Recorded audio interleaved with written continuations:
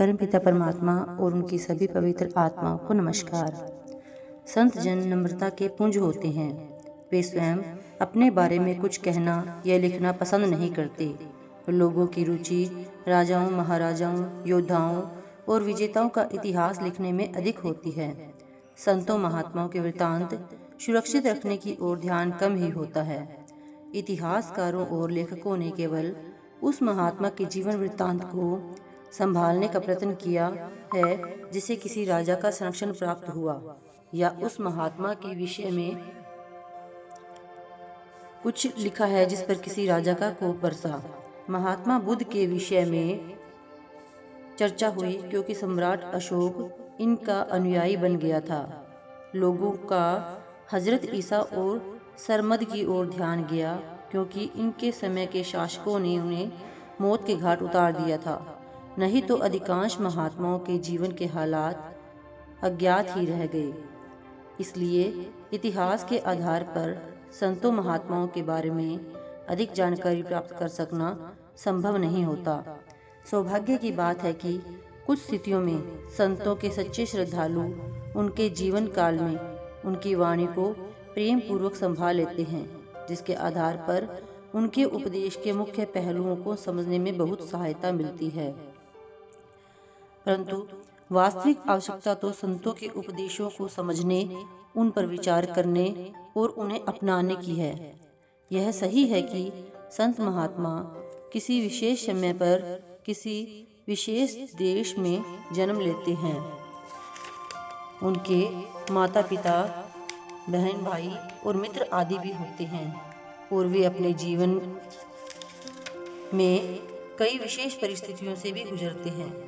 हमारे अंदर उनके बारे में जानकारी प्राप्त करने की इच्छा का होना स्वाभाविक है, परंतु इस बात को अवश्य ध्यान में रखना चाहिए कि किसी पूर्ण संत के व्यक्तित्व का वास्तविक आधार उसकी आध्यात्मिक पहुंच या परमात्मा से पूर्ण अभेदता होती है।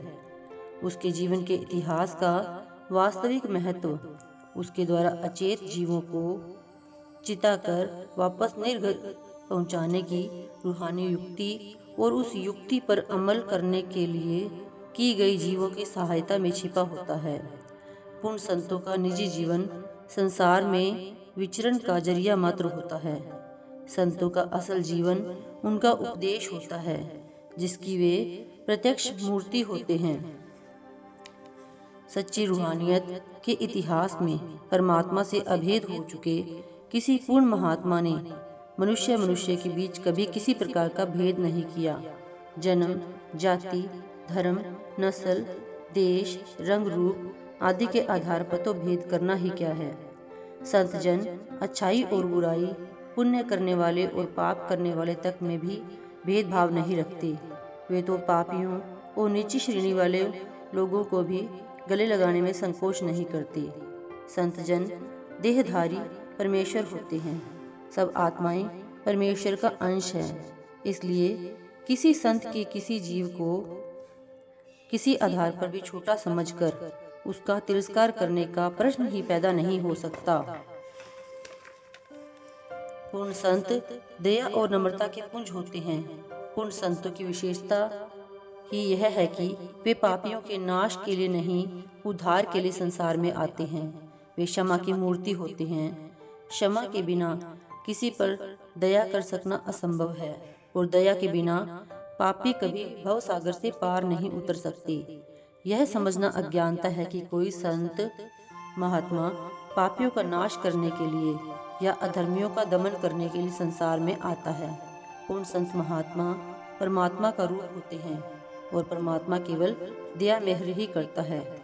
जीव को नष्ट करने वाली शक्ति उसके अपने कर्म हैं। पूर्ण संतों दया की मौज में आकर निर्बल जीवों के कर्म भी अपने ऊपर लेने के लिए तैयार हो जाते हैं। वे जीवों के नाश और दमन की बात सपने में भी नहीं सोच सकते। संत सतगुरु परमात्मा का रूप होते हैं और अपनी मौज में जो चाहें कर सकते हैं। उनसे सांसारिक जीवों की भलाई के लिए कई करामातें होती रहती हैं, पर इस प्रकार की दया मेहर का उद्देश्य जीव को कोई भौतिक सुख देना नहीं, बल्कि परमार्थ में उसकी सहायता करना होता है।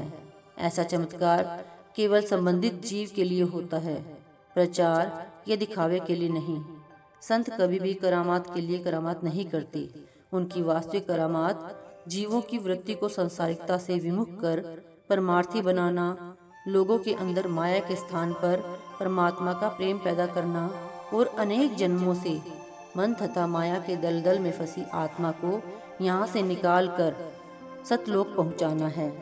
Thank you.